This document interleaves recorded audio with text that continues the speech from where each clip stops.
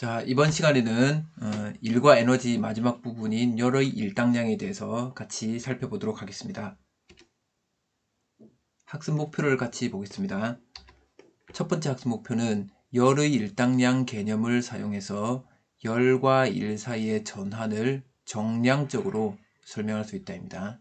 여러분들이 열의 일당량 개념을 먼저 알아야 되겠습니다. 열의 일당량 말이 좀 어렵죠? 그리고 이게 뭔지 한마디로 얘기하면 그러니까 일에 해당되는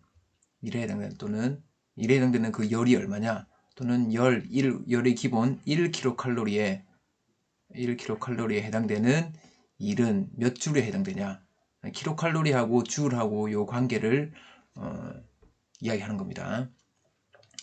그 다음에 두 번째 학습 목표는 연력학 제1법칙이 포괄적인 에너지 보존 법칙임을 이해한다, 이 내용입니다. 연력학 제1법칙은 우리가 물리학 1에서 배웠습니다. 그 물리학 1에서 배운 내용들을 다시 한 번 더 짚어보고, 그 다음에 이게 이제 결국은 포괄적인 에너지 보존 법칙, 우리가 앞에서는 역학적 에너지 보존 법칙에 대해서 배웠습니다. 역학적 에너지 보존 법칙은 조건이 뭐였냐면 마찰이나 공기 저항이 없을 때에는 역학적 에너지가 보존이 된다 였습니다. 그렇죠? 하지만 이제 마찰이나 공기 저항이 있을 때는 이 열까지 포함해서 이제 에너지 보존 법칙을 설명하게 됩니다. 그 내용에 대해서 같이 알아보도록 하겠습니다.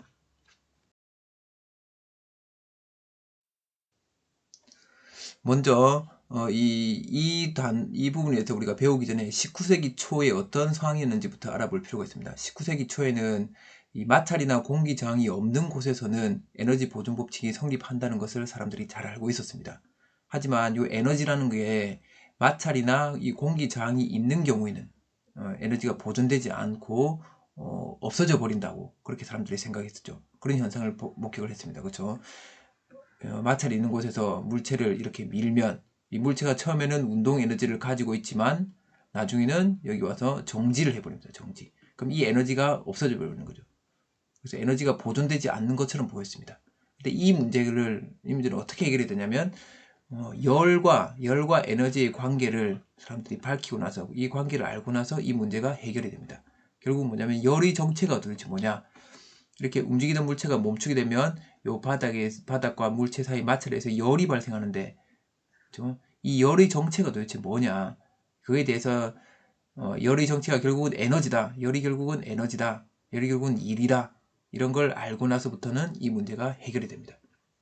그래서 결론적으로 말하면 이 열까지 다 포함을 해버리면 전체 이 개의 에너지는, 이 시스템의 에너지는 보존이 된다는 결론에 이르게 되는 거죠. 그래서 연력학 제1법칙, 에너지 보존 법칙이 증명이 되는 겁니다.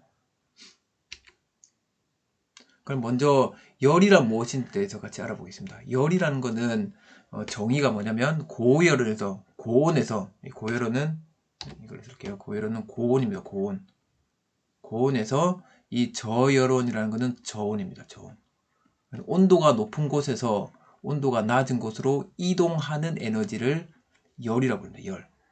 열. 이동하는 에너지입니다. 그러니까 높은 온도를 가진 곳에서 낮은 온도를 가진 곳으로 이동하는 에너지, 요 이동입니다. 이동하는 에너지가 바로 열입니다. 그럼 이런 이동하는 에너지 열량이라고 합니다. 열량. 이 열량은 어떻게 구하냐면, 당시에 어떻게 구한다고 알려졌냐면, 이 관계식을 찾아냈는데, 그 관계식이 뭐냐면, 비열에다가 이 열량은, 저걸 한글로 써볼게요. 열량은 비열에다가 물질의 질량을 곱하고 물질의 온도 변화. 그래서 이건 무슨 말이냐면, 외부로부터 열을 받으면 고열원에서 저열원으로 열이 이동을 하면 그 물체의 온도가 변화한다는 거죠. 이 사실을 알았습니다. 그래서 온도 변화만 체크를 하면, 온도 변화가 얼마인지를 체크하면 여기서 이동한 열량을 구할 수가 있는 거죠. 그래서 고열원에서는 온도가 내려갈 거고 저열원은 온도가 올라갈 겁니다. 그렇죠? 여기서는 이 온도 높은 곳에서 온도 낮은 곳은 이렇게 되면 온도 변화가 일어날 겁니다. 근데 사실 쌤이 여기 금방 왜 갑자기 멈췄냐면, 이 고열원이라는 거는, 이 고열원 이렇게 적어 놓으면 이거는 온도가 항상 고온을 유지하는 고온 유지하면서 변하지 않는 근원이 되는 곳. 여기는 아이고 파란색이니까 안 보이네요. 여기는 저온을 유지하면서 온도 변화가 없는 곳인데 쌤이 온도 변화가 있다고 하니까 이게 설명이 좀 그런데 여하튼 고열은 아니고 고온의 물체하고 저온의 물체가 있는데 고온의 물체에서 저온의 물체로 이동하면 이 고온의 물체는 온도 좀 내려갈 거고 저온의 물체는 온도 좀 올라가겠죠. 그래서 이렇게 온도 변화를 가지고 이동한 열의 양을 구해냅니다. 그래서 이 열량의 단위는 킬로칼로리입니다. 킬로칼로리. 그 당시에는 이 열이라는 걸 사람들이 이제 뭔지 몰랐기 때문에 단위를 킬로칼로리라는 단위를 붙여줬죠. 또는 칼로리 이렇게 붙여줬습니다. 이 칼로리라는 거는 요 K는 1000을 의미하니까 1킬로칼로리는 1000칼로리가 되는 거죠. 1000칼로리. 그죠? 그 단위가 칼로리 이렇게 됐습니다. 근데 그 뒤에 이 열이 1과 같다, 열이 에너지와 같다는 게 밝혀지면서 이제 이 열의 단위가 줄도 열의 단위로 쓰게 되었습니다. 다시 한번 정리하면 열이라는 거는 고온에서 저온으로 이동하는 에너지입니다. 이동하는 에너지. 항상 고온에서 저온으로 이렇게 이동하는 에너지를 열이라고 부릅니다. 그럼 도대체 이 열의 정체는 도대체 뭘까요? 열은 어떻게 발생하는 걸까요? 이게 19세기 초만 하더라도 당시 사람들은 열이라는 거는 이 물체 속에서 온도가 높은 물체 속에서는 열소라는 게 있다. 열소가 발생한다. 이런 열입자라는 거죠. 열입자. 이걸 칼로리로도 불렀습니다. 칼로리. 그러니까 열입자. 우리 한자로 하면 열소. 이 입자들이 생겨나면 이 입자들이 발생하면 열이 발생한다라고 이야기를 했습니다. 그래서 이 열소가 우리 수소, 산소, 뭐 헬륨 이런 것처럼 열소도 원소 중에 하나였죠. 원소를 나타낸 표에 이 열소도 포함이 되어 있었습니다. 그래서 사람들이 온도가 높은 곳에서는 열소가 계속 만들어진다. 그래서 열이 발생한다라고 얘기를 했는데 당시 군인이었던 이 벤자민 톰슨이라는 분이 럼퍼드 백작인데 이 사람이 군인이라서 이제 이 대포를 깎는 일을 했거든요. 그 대포를 이렇게 막 깎다 보니까 이 대포 구멍을 만드는데 어떻게 하면 이런 큰 덩어리에다가 여기다가 이제 얘를 마찰 시켜서 돌려서 이 구멍을 쭉 파내는 거죠. 이렇게 막 드릴처럼 돌려가지고. 근데 이게 얘를 이렇게 구멍을 돌리면서 파내면 항상 여기서 엄청난 열이 발생했습니다. 엄청난 열이 무한정 발생하는 거죠. 열이 발생해서 물이 끓을 정도로 엄청난 열이 발생하는 겁니다. 그래서 이걸 보면서 뭔가 좀 이상하다. 이 럼퍼드 백작이 생각할 때 이상했던 점은 뭐냐면 여기 대포가 계속 뜨거워지는데 이게 뜨거워진다는 말은 여기서 열소가 많이 생겨났다는 거거든요. 열소가 많이 생겨나면 열소도 이제 입자니까 얘의 질량이 점점점 늘어나야 될 텐데 얘는 깎으면서 뭐 알맹이들 되게 계속 새어나가요. 질량이 계속 줄어듭니다. 그러니까 여기서는 뭔가 질량은 줄어드는데 계속 뜨거워지는 거죠. 그래서 뭔가 좀 이 열소설이 맞지 않다라는 걸 느끼고 뭘 검증을 해보냐면 이 대포를 깎을 때 마찰한 정도랑 열이 발생하는 정도를 한번 대략 비교를 해본 거죠. 비교를 해보니까 마찰을 많이 시키면 많이 시킬수록 열이 많이 발생한다는 걸 알았습니다. 그래서 결국은 이 대포를 깎는데 해준 일하고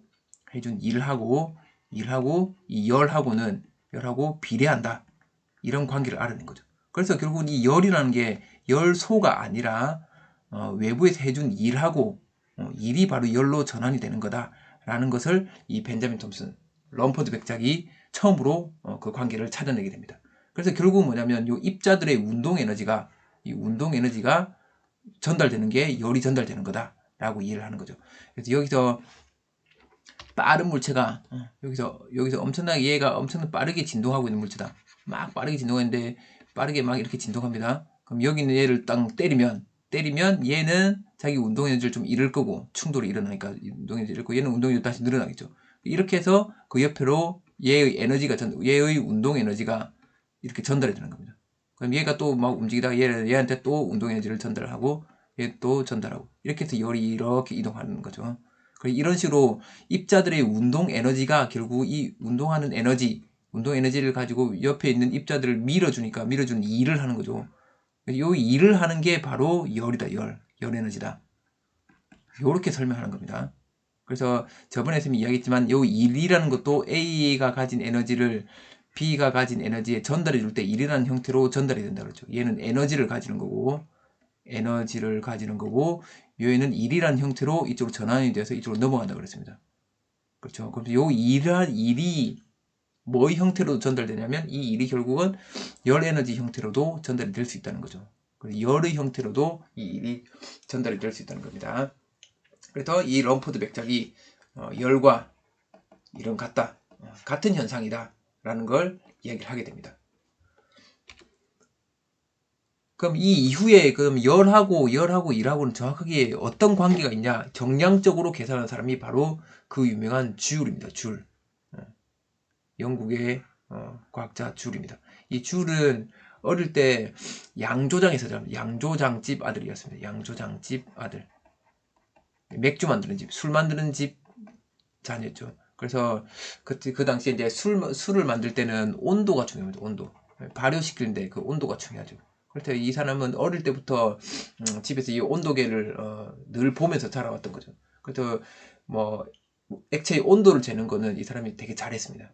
근데 이 사람이 이제 과학을 정식으로 배운 사람이 아니라 그냥 짧게 한 2년 정도 선생님 밑에서 배우고 그래서 혼자서 막 실험하고 뭔가 이렇게 하는 걸 좋아했었습니다. 그래서 이 사람이 뭐 듣냐면 패러데이가 전자기 유도 법칙을 찾아내고 나서 거기에 이제 이 사람이 뭔가 자극을 받아가지고 이 사람은 이제 전류가 흐를 때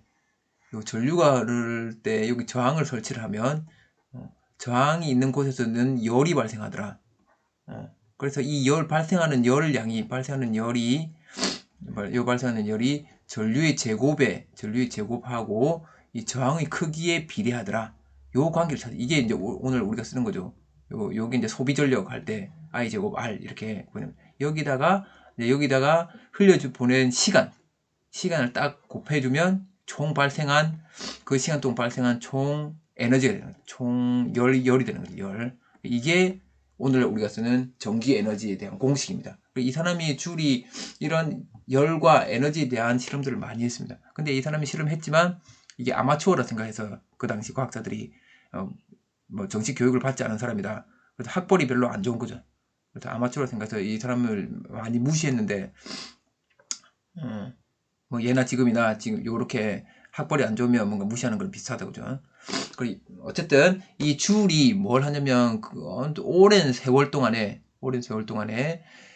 이 운동 에너지랑 역학적 에너지하고 열하고의 관계를 이 사람이 밝혀내는데 어떤 식으로 밝혀내냐면 역학적 에너지 중에 잃어버린 역학적 에너지가 결국은 열로 전환된다는 걸 이 사람이 실험을 통해서 밝혀냅니다. 그래서 정확하게 에너지 이 박힌 값이 몇 줄이 몇 칼로리로 바뀌는지를 이걸 계산해내는 거죠. 정확한 실험을 통해서. 그래서 이 실험이 오늘날 재현하기가 불가능한 실험이라고 합니다. 왜냐하면 외부로 새어나가는 열이 없어야 되거든요. 그래서 어떻게 실험을 진행하는지 한번 보면 여기 설명이 되어 있는데 추 두 개를 이렇게 설치해 놓고 추 두 개가 떨어지게 만들어 놓고 추가 떨어지면서 얘가 돌아가는 거죠. 여기 이렇게 돌아가고 그럼 여기 연결된 바람개비가 돌아갑니다. 그럼 이거는 물 속에 들어가 있습니다. 이 회전 날개가 이제 돌아가면서 물을 젓는 거죠. 그럼 물을 저으니까 물의 온도가 올라갈 겁니다. 그렇죠. 물의 온도가 올라가는데 이 온도가 몇 도가 올라가는지를 측정을 해서 아까 온도 변화를 가지고 Q를 구하는 거예요. Q는 CM 델타 T니까 이 온도 변화를 가지고 물이 얻은 열량을 구해내는 겁니다. 그 다음에 이 열량하고 추가 낙하하면서 잃어버린 역학적 에너지를 구해내는 겁니다. 그 두 개의 값이 같다고 보고 그러면 몇 칼로리가 몇 줄이 되냐 이걸 한번 찾아내는 거죠. 그래서 이 실험에서는 중요한 게 뭐냐면 이 온도 변화를 잘 읽어내야 됩니다. 온도 변화를 정확하게 읽어내야 됩니다. 정확하게. 그렇죠. 정확하게 읽어내야 되고 그 다음에 외부로 새어나가는 열이 있으면 안 됩니다. 이게 단열이 잘 되죠. 단열을 잘 시키는 게 중요하고 온도 변화를 정확하게 측정하는 게 중요합니다. 이 온도계를 보면 우리는 온도계가 1도, 2도, 1, 2, 3 이렇게 눈금이 1도, 2도, 3도 이렇게 되어 있죠. 그러면 우리가 보통은 실험할 때는 이렇게 눈금이 1도 단위로 되어 있다. 1도 C 단위로 되어 있으면 요 사이를 다시 10분의 1로 나눠서 그래서 10분의 1까지 우리가 원래는 눈금을 읽어야 됩니다. 실험할 때는. 보통은 자 같은 경우도 마찬가지로 1mm다. 요 간격 1mm 간격이다. 그럼 요걸 다시 10분의 1로 나눠서 그걸 또 읽어줘야 됩니다. 원래는 그렇게 해야 되는데 이 사람과 줄 같은 경우는 자기가 뭐라 했냐면 나는 이 눈금의 20분의 1까지 읽을 수 있다. 그럼 20분의 1이면 얼마입니까? 0.05도씨까지 이 사람이 읽는 거죠. 이 소수점 둘째 자리까지.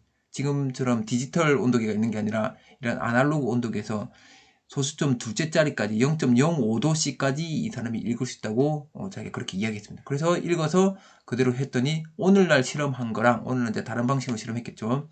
다른 방식으로 실험한 거랑 값이 거의 똑같이 나왔습니다. 대단한 실험의 대가입니다. 그죠? 실험을 엄청 잘하는 사람인 거죠. 그러면 이 사람이 실험한 걸 가지고 우리가 한번 그 결과를 한번 분석을 해보도록 하겠습니다. 줄의 실험을 보면 일단 물의 질량이 요 물의 질량이 5kg 됐죠. 그 다음에 물의 온도 변화 델타 T가 0.42도씨. 그 다음에 추 한 개의 질량은 요 M추라고 할게요. 추 한 개의 질량은 15kg. 그럼 추가 낙한 거리 H는 1.5m입니다. 그 다음에 추가 바닥에 닿았을 때 속력 V는 0.06m/s입니다. 그러면 여기에 있던 추가 이렇게 떨어져서 여기에 왔을 때 요 V라는 속력을 갖게 된다는 거죠. 그러면 여기서 잃어버린 에너지는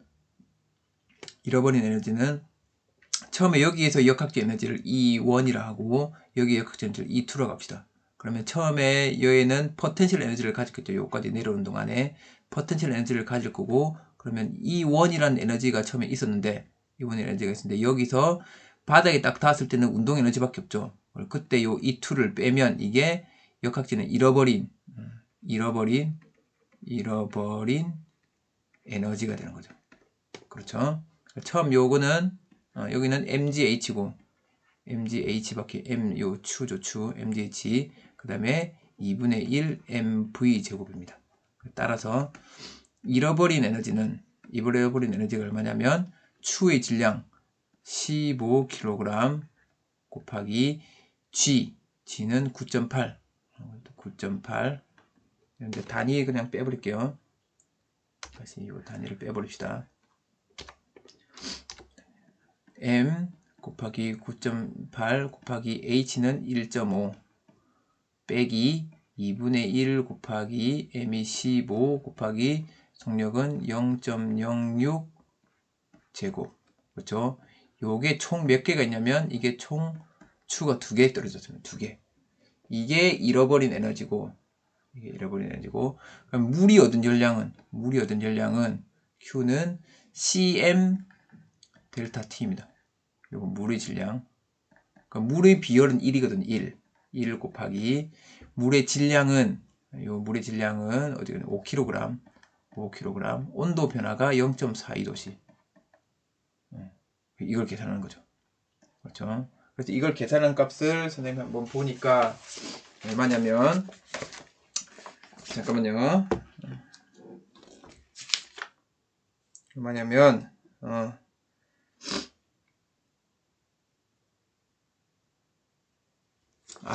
여기서 우리가 또 하나 더 해야 되는 게 뭐냐면 요 앞에 보면 이걸 20번 반복했습니다. 20번 반복. 그러니까 이 실험 한 번만 게 아니라 이걸 20번 반복. 이거 곱하기 또 20을 해야 되는 거예요. 20. 그렇죠. 요렇게 했더니 이 값이 얼마가 나냐면 8818.92 줄이 되고 이때 얻은 열량을 한번 계산해 보니까 열량은 2.1kcal. 그렇죠? 그래서 이 사람이 이걸 뭘 했냐면 이때 잃어버린 에너지하고 이때 물이 얻은 열량하고 같다. 얘 둘이 같게 만들기 위해서 요 비례 상수가 얼마가 돼야 되냐? 이걸 이제 J라고 쓰고 이 비례 상수 값을 구해낸 거죠. 이 비례 상수 값은 이 J는 Q분의 델타 E가 되는 거죠. 그럼 이거는 2.1kcal 분의 8818.92줄이 되는 거죠. 이걸 계산을 해보니까 얼마가 나오냐면 약 4200줄 per 킬로칼로리 이렇게 나왔다. 그럼 이 말은 뭐냐면 1kcal당 4200줄의 에너지와 같다. 1kcal는 4200줄과 같다. 이 관계를 찾아낸 겁니다. 이게 이제 줄이 한 대표적인 실험인 거죠. 이게 오늘날까지 쓰이고 있는 겁니다. 열하고 일 사이를 서로 전환시킬 때는 이 열의 일당, 이게 바로 열의 일당량이고 이게 바로 4.2줄 퍼 4.2 곱하기 10의 3승 줄 퍼 킬로칼로리, 이걸 오늘날도 쓰고 있는 겁니다. 이게 이제 줄 실험의 결과입니다. 그래서 이걸 정리를 해보면 열의 일당량은 요걸 열의 일당량이라고 합니다. 1kcal의 열이 몇 줄의 일에 해당되는지 그 값이 바로 열의 일당량입니다.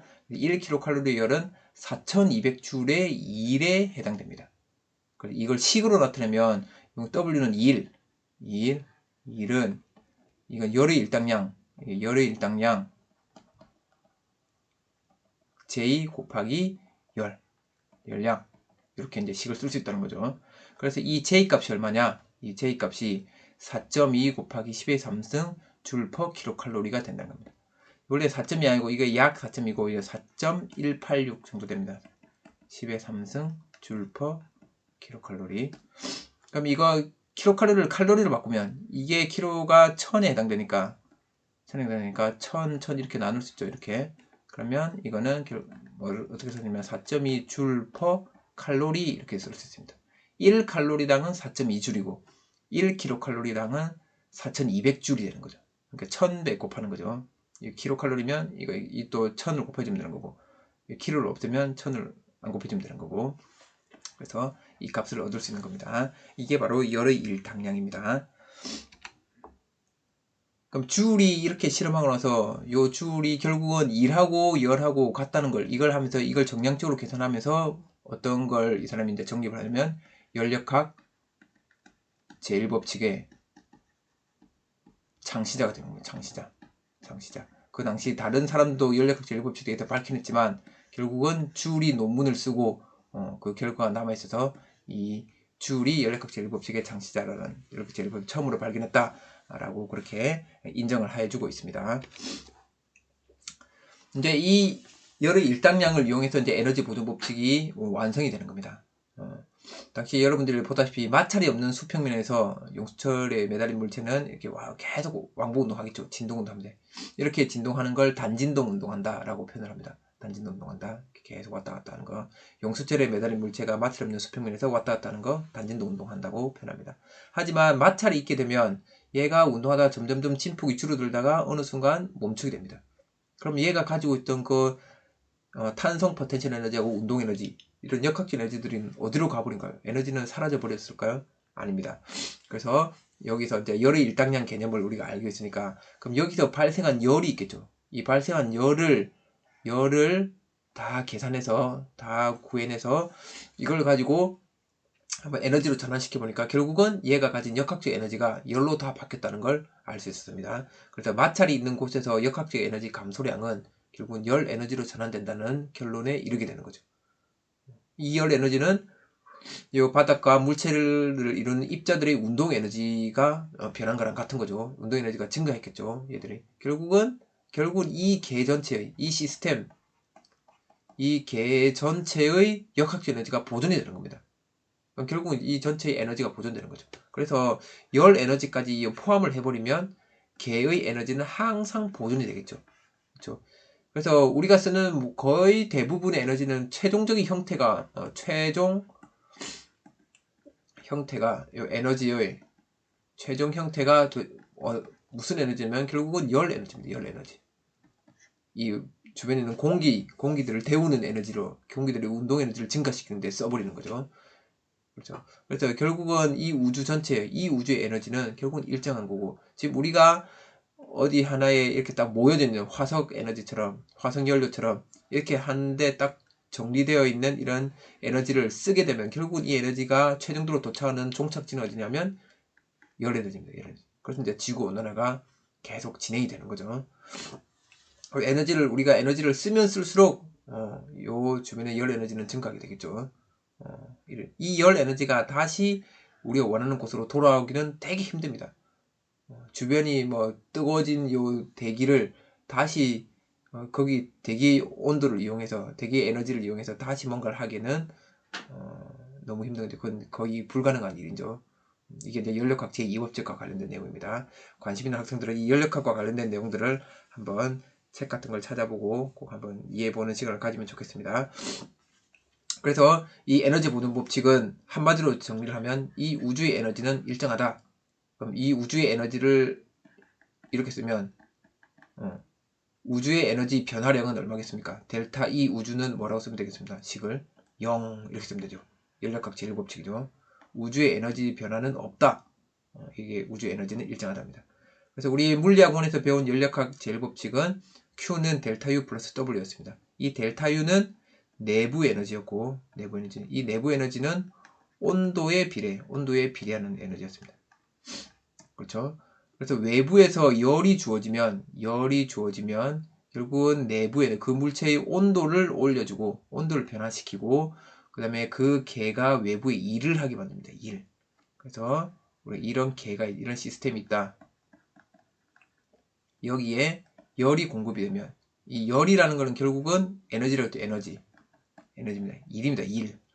여기 있는 공기에게 에너지를 증가시키면 그럼 어떤 에너지냐? 결국은 열이라는 것은 입자들의 운동 에너지라고 그랬죠. 이 입자들의 운동을 증가시켜줍니다. 그럼 입자들의 운동 에너지가 증가된다 말은 결국은 운동을 활발하면 온도가 높다는 겁니다. 온도가 높아진다는 거죠. 그래서 이 내부 에너지가 증가하고 온도가 이 운동이 활발해지면 주변에 있는 요 시스템 외부에 있는 물체들을 밀어내겠죠. 이렇게 밀어내겠죠. 그래 밀으니까 이 시스템이 커집니다. 이렇게 이만큼 커집니다. 이만큼 커지면서 이만큼 뭔가를 밀어내는 일을 하는 거죠. 일. 그러니까 자기 스스로도 운동 에너지가 더 커지고 그 다음에 그 커진 것 중에 일부를 외부의 물체를 밀어내는데 일로 활용을 하는 거죠.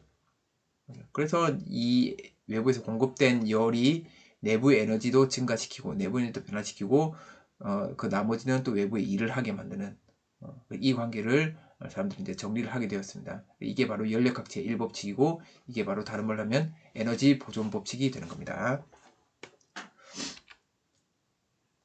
그러면 79쪽에 있는 핵심 개념 확인하기 같이 보도록 하겠습니다. 첫 번째, 줄 실험에서 추가 물에 해준 일만큼 뭐가 발생한다고 얘기하셨습니까? 열이죠, 열. 그래서 물의 온도가 올라가서 내부 에너지가 증가하는 거죠. 물의 내부 에너지가 증가하는 겁니다. Q는 델타 U 플러스 W니까 열이 준 만큼 내부 에너지가 증가하는 거죠. 그때 물은 외부 일을 하진 않았습니다. 그죠? 2번, 질량이 6kg인 물체가 여기 6kg인 물체가 높이가 10m인 지점에서 자유낙하에서 여기 정지했던 애가 자유낙하에서 바닥과 충돌한 후 여기 바닥에서 정지했습니다. 그렇죠? 원래는 바닥에 떨어지면 속도가 엄청 빨라져야 되는데 그 속도가 다 정지해버렸죠. 그럼 얘가 가진 에너지가 없어진 거죠. 근데 실제는 없어진 게 아니라 열로 발생했겠죠. 몇 킬로칼로리냐? 중력가스는 9.8m/s 제곱이다. 그럼 해보면 얘의 역학적 에너지가 모두 열로 전환된 거죠. 전환. 그렇죠. 그럼 얘의 역학적 에너지가 얼마입니까? mgh. mgh죠. mgh는 6kg 곱하기 9.8m/s 제곱 곱하기 10m. 그러면 68, 48, 69, 54, 58. 여기 588줄 되는 거죠. 588줄. 그렇죠? 그러면 아까 전에 우리가 했지만 1kcal는 588줄은 4.2 곱하기 10의 3승 줄 per 킬로칼로리 곱하기 Q 이렇게 쓰면 되죠. 그렇죠? 이렇게 뭐 식을 쓰기가 그러면 1kcal가 4200줄이니까 그럼 1kcal가 4200줄이니까 또 이제 몇 칼로리가 588줄이 되겠냐 이렇게 비례식을 세워도 되죠. 그러면 Q는 4200분의 588 이렇게 되는 거죠. 그렇죠? 그래서 이걸 계산해 주면 몇 킬로칼로리인지 구할 수 있을 겁니다. 이렇게 해서 이제 이 열의 일당량 개념, 이 4200줄 per 킬로칼로리 이걸 우리가 활용해 먹는 겁니다. 그래서 이제는 우리가 엄청나게 빠르게 달리는 자동차가 이렇게 V라는 속력으로 달리는 자동차가 정지했다. 그럼 브레이크를 잡아서 정지하겠죠. 그럼 그 브레이크에서 발생한 마찰 열이 얼마인지, 그때 발생한 열이 얼마인지 계산할 수 있고, 그때 온도 변화가 몇 도까지 올라간지 계산할 수 있겠죠. 그래서 이제 뭐 엔진 뭔가를 설계하고 할 때도 이런 것들을 활용하는. 그래서 이 온도까지 견딜 수 있는지, 이 온도까지 견딜 수 있는 재료가 어떤 거 있는지 이런 거 우리가 찾아내게 되는 거죠. 이런 식으로 해서 연력학이 우리 일상생활에서도 활용이 되고 뭔가 공학적인 제품들을 만들 때도 활용이 되는 겁니다. 자, 창의융합 활동하기 81쪽에 보면 창의융합 활동하기가 있습니다. 내용을 보면 일상생활에서는 에너지를 절약해야 한다는 말을 많이 합니다. 그렇죠? 그런데 연력학 제1법칙에 보면 에너지는 형태가 변해도 그 양은 보존됨을 알 수 있습니다. 에너지가 이 우주의 에너지는 변함이 없다 그랬죠. 그렇지? 우주의 에너지 변화량은 빵입니다. 빵. 그러면 에너지가 보존이 되는데 왜 에너지를 절약해야 될까요?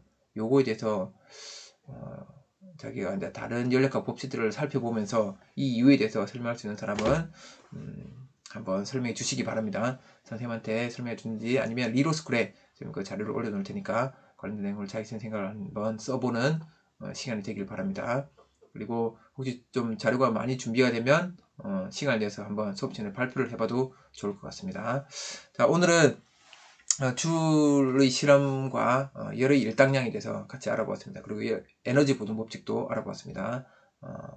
관련된 내용들을 다시 한번 교과서를 통해서 살펴보고 또 다른 여러 가지 책들을 참고해서 이 부분에 대해서 이해를 좀 더 깊게 할 수 있도록 해주시기 바랍니다.